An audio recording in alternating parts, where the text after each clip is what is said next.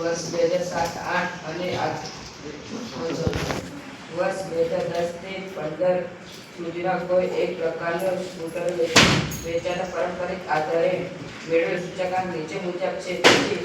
તે પરથી અચલ આધારનું સૂચકાંક ગણો. હવે આપણે પ્રશ્નમાં વર્ષ 2010 થી 15 સુધીના વર્ષ આપેલા છે. કોઈ એક પ્રકારના સ્કૂટર વેચાણ પારંપરિક આધારે મેળવેલ સૂચકાંક નીચે મુજબ છે. હવે તે પરથી આપણે અચલ આધારિત સૂચકાંક મેળવવાનો છે. તેના માટે આપણે વર્ષ પછી વેચાણનું સૂચકાંક આપેલું છે.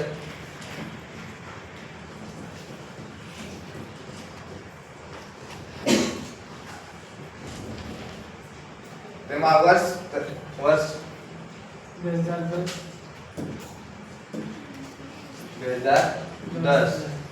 2011 12 13 14 ને 15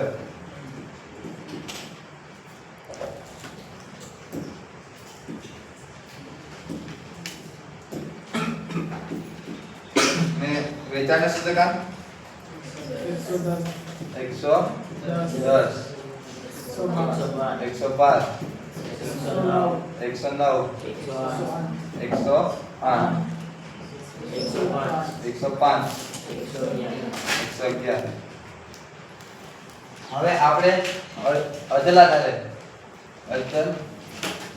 આધારે સૂચકાંક તેમાં આપણને અહીં આધાર વર્ષ તરીકે આપેલું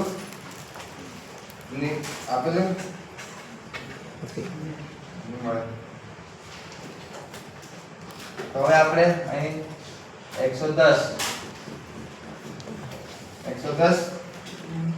ગુણ્યા 100 ભાગ્યા 100 તે ત્યાં 110 આવશે. અહીં આપણને આધાર વર્ષ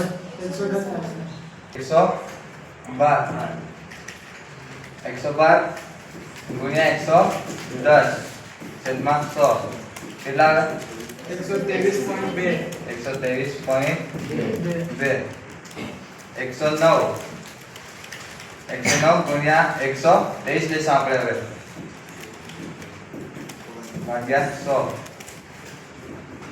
134.29 તેમજ 108.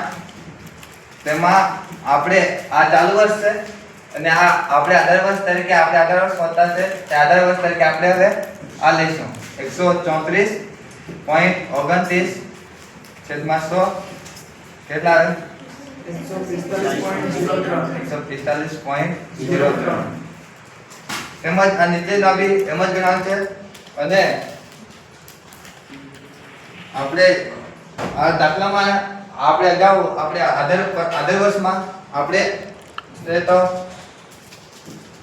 આધાર વર્ષ તરીકે આપણે એના અગાઉના વર્ષની કિંમત લેતા હતા ને આપણે અહીં આધાર વર્ષ તરીકે આપણે જે શોધ્યું છે તે લેવાની કિંમત છે કે આ ને આપણે આધાર વર્ષ તરીકે આગળ ચાલુ વર્ષની ચલ કિંમત લેતા હતા ને છેદમાં અગાઉના વર્ષની ચલ કિંમત લેતા હતા. આ રીતમાં આપણે પારંપરિકમાંથી અચલમાં ફેરવ્યું છે. તેમાં પારંપરિકમાંથી અચલમાં ફેરવ્યું તે માટે આપણે પારંપરિક આધાર વર્ષ તરીકે આ સંખ્યા લેશું. આમાં જે આ સંખ્યા હશે તે આપણે આધાર વર્ષ તરીકે લેશું. બસ.